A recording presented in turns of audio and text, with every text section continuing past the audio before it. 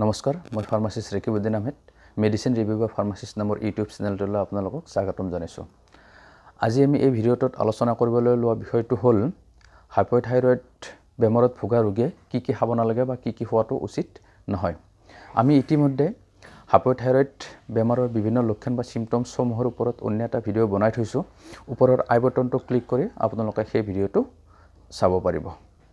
হাইপথাইৰয়েডৰ বেমাৰীয়ে বা ৰোগীয়ে খাব নোৱাৰা প্ৰথমবিধ খাদ্য হ'ল সয়াবিন আৰু সয়াবিনযুক্ত প্ৰডাক্ট। সয়াবিন বা সয়াবিনযুক্ত প্ৰডাক্টত আইচোফ্লেভন নামৰ এবিধ কম্পাউণ্ড থাকে। এই কম্পাউণ্ডটোৱে থাইৰয়েড পেৰক্সিডেজ নামৰ এনজাইমটোক বাধা প্ৰদান কৰে আৰু এই থাইৰয়েড পেৰক্সিডেজ এনজাইমটো আমাৰ থাইৰয়েড হৰমন প্ৰস্তুত কৰাৰ বাবে অতিকৈ আৱশ্যকীয়।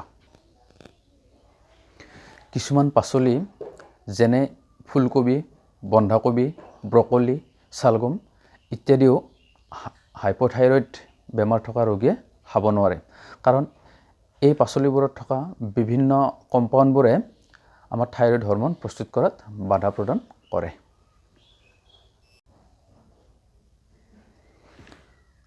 হাইপথাইৰয়েডৰ ৰোগীয়ে খাব নোৱাৰা আন কিছুমান খাদ্য হ'ল যেনে পালেং শাক, বাদাম, কচু, মিঠা আলু, পিঁয়াজ ইত্যাদি। এই খাদ্যবোৰো হাইপথাইৰয়েড থকা বেমাৰীয়ে যদি খায় তেন্তে তেওঁলোকৰ T3 আৰু T4ৰ পৰিমাণ আৰু কমি যোৱাৰ আশংকা থাকে।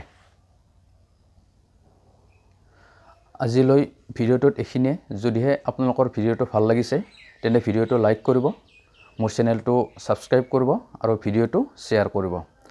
আৰু ভিডিঅ'টো চাই কেনে পালে তলৰ কমেণ্ট বক্সত কমেণ্ট কৰি জনাব। ধন্যবাদ।